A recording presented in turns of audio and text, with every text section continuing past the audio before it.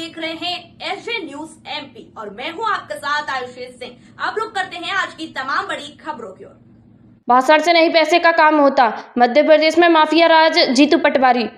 आज टीकमगढ़ में कांग्रेस प्रदेश अध्यक्ष जीतू पटवारी पहुंचे। प्रेस वार्ता के दौरान उन्होंने कहा कि प्रधानमंत्री नरेंद्र मोदी भाषण देते हैं, विकास हो रहा, लेकिन धरातल पर कुछ भी नहीं। कहा कि अगर भाषण से काम चलता है तो प्रधानमंत्री नरेंद्र मोदी बार बार आए, लेकिन भाषण से नहीं पैसे का काम होता है। इसके साथ ही कहा कि मध्य प्रदेश में माफिया राज चल रहा है। इसके साथ कानून व्यवस्था पर भी सवाल उठाए। साथ ही कांग्रेस जनता हित के लिए सड़क पर है और उन्हें न्याय दिलाने उनके साथ है। लोकेंद्र सिंह परमार, टीकमगढ़ की खबर।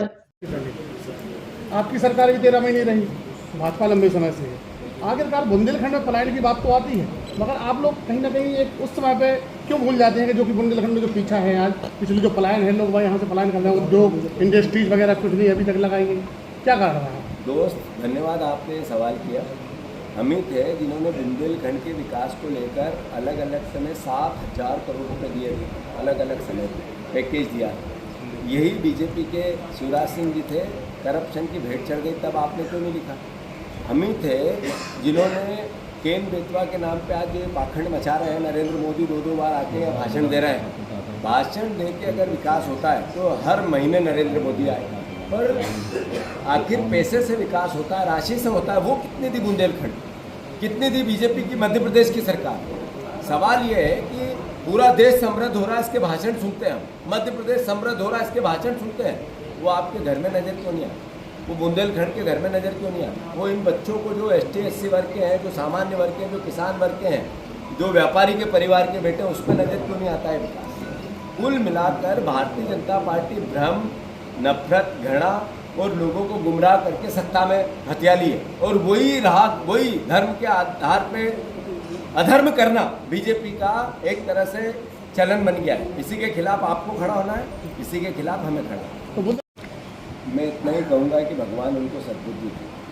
अगर सत्ता में रह के वो इस तरह के कृत्य करते हैं तो वो इस लोकतंत्र को नहीं मानते, इस वोट की ताकत को नहीं मानते, अपने राजनीतिक धर्म का जो सत्ता में रह के उसका काम नहीं करते।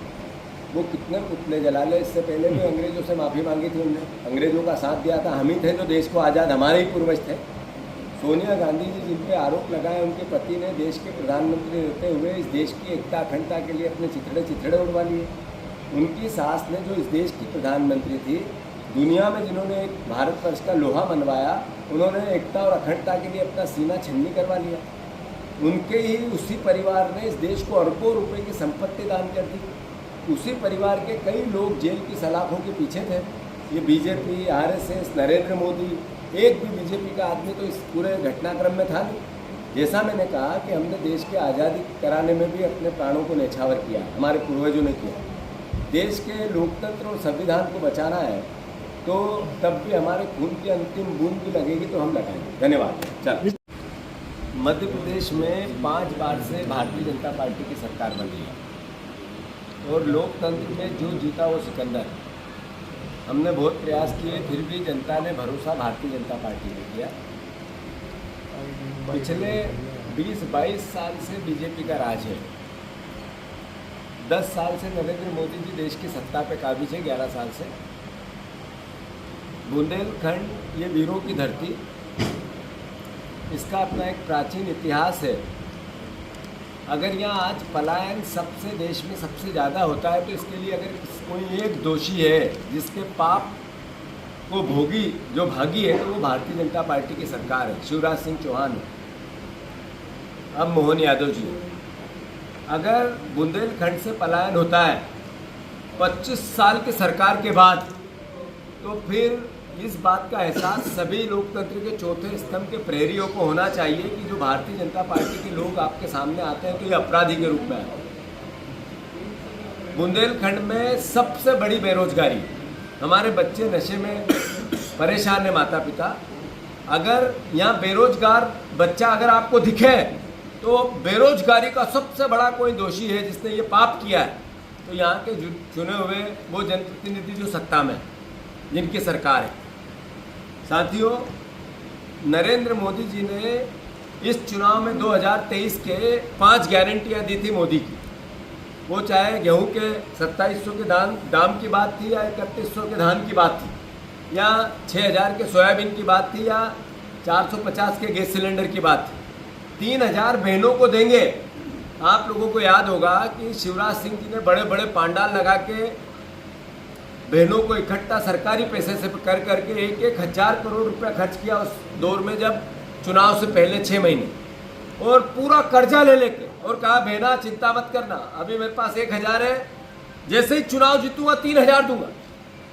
ये धोखा देकर वोट लेने की प्रोसेस पूरे देश में अगर किसी ने लागू की तो ये भारतीय जनता पार्टी। आज ही महाराष्ट्र में इनने 2100 रुपये कहा था, 500 रुपये अखबार की सुर्खियां बनी हुई। तो कुल मिला के धोखा देके, गुमराह करके, भ्रमित करके, नफरत फैला के वोट लेकर भारतीय जनता पार्टी सत्ता में आती है और उल्टे में जनता को यातना देती है। विपक्ष की भूमिका का मैंडेट हमें मिला है, कांग्रेस को मिला है। चूंकि हम विपक्ष की भूमिका निभानी है, लगातार 1 साल हम सड़क पे हैं, कांग्रेस सड़क पे, हम वो हर आवाज़ उठा रहे हैं जिसको जनता ने हमें जो उम्मीद करती है हमसे, हमें आदेश देती है। अभी क्या हालात है टीकमगढ़ के? टीकमगढ़ में 5 लोगों को जिंदा जला दिया अपराधियों ने और प्रशासन मौन है।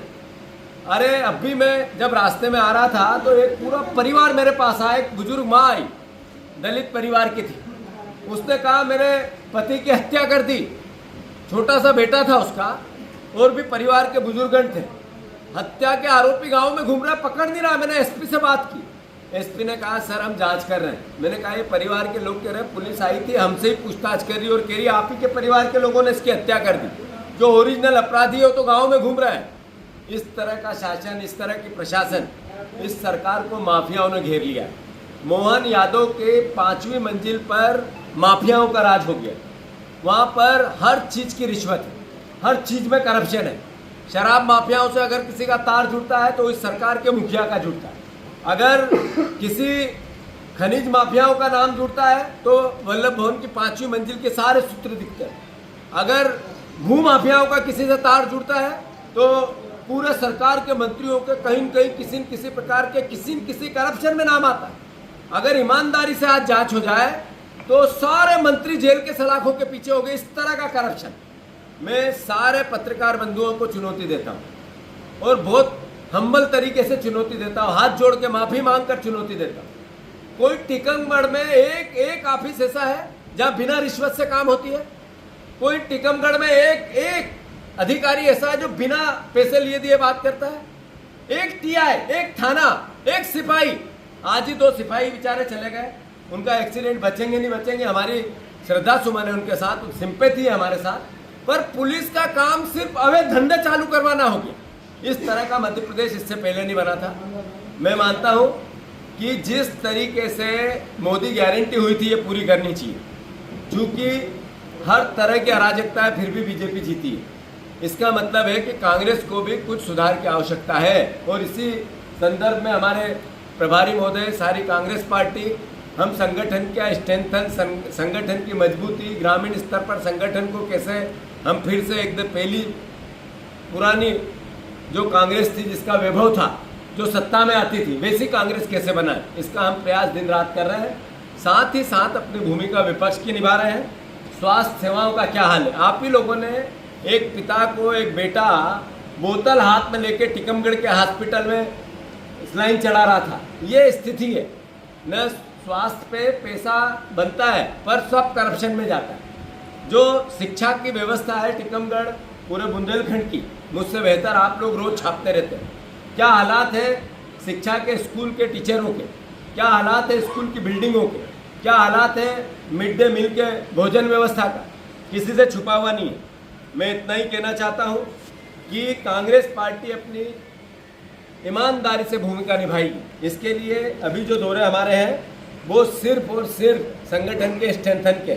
आने वाले समय में हम सड़क पर आंदोलन करेंगे, कलेक्टर का घेराव करेंगे, मंत्रियों का घेराव करेंगे, विधायकों का घेराव करेंगे जो सत्ता में है, और मजबूर करेंगे इस सरकार को, इस पार्टी को कि जो बोला वो करो।